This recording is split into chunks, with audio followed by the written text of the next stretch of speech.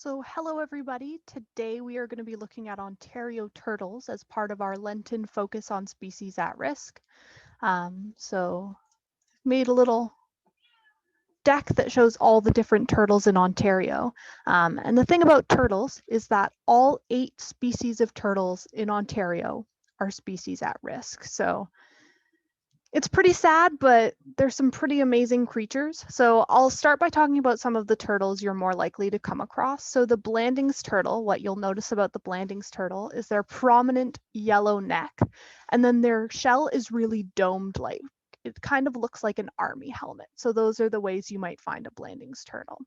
The Eastern Musk Turtle is actually named after the musking scent it gives off when it wants to deter predators. So it'll be a nice, strong, gross smell that will try and make you not want to pick it up.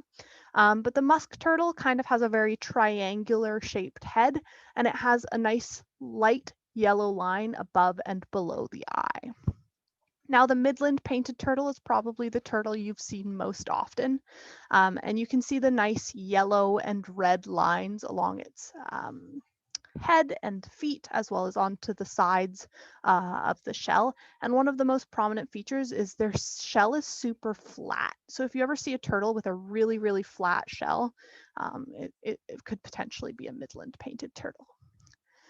Now, the common snapping turtle, like I like to look at it as, it looks like a prehistoric dinosaur. You can see those really nice long claws at the front, perfect for digging and trying to nest. And they're pretty unique because they have at the bottom of their shell, which is where the plastron is, it's too small, so they can't actually stick their head in like most turtles do for defense.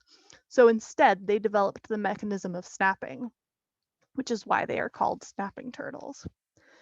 Now, the northern map turtle is also a really cute turtle, and it's named after the lines on the back of its shells that kind of look like roads in a map interconnecting. And one of the things you might notice about map turtles is if you ever see a lot of turtles on a log, map turtles are known to be in bunches of 30 or more turtles all stacked together. And you can see the nice yellow lines on the head as well. Now, the spotted turtle, as you may guess, has lots of spots on it. So you can see the nice yellow spots on the shell, as well as the orange coloring on the head and underbody. Now, the wood turtle is also really cool. I like to think it kind of looks like old wood, or if you've ever looked on the inside of trees, it kind of looks like the age rings on trees, and it kind of has really like pointy tops to the bits of the shell. So that's one way to identify wood turtles. Now, the spiny softshell is probably the most unique looking turtle we have in Ontario, and that's because its shell is soft, unlike most of the others where they're really, really hard, and they can grow up to be about like 53 centimeters, so they can be pretty big, and they have a very long snout-like face. So that's some of the ways you can identify the different turtles in Ontario. Now, all these turtles are cold-blooded and can often be seen basking in the sun around their wetland homes. And during the winter, they hibernate in the bottom of wetlands and breathe through their butts. So that's one of my favorite little turtle facts.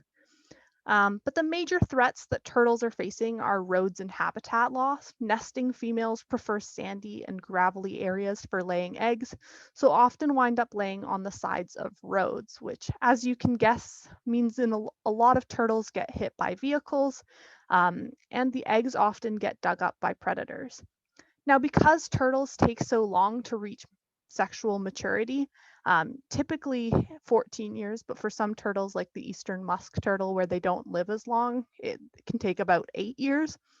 So it takes a really long time for them to actually be able to start making eggs. And even then, most eggs, only about less than 2% will actually survive till adulthood. So they have a lot of things stacked against them in terms of survival rates. But there are some really amazing organizations that are out there trying to help the turtles.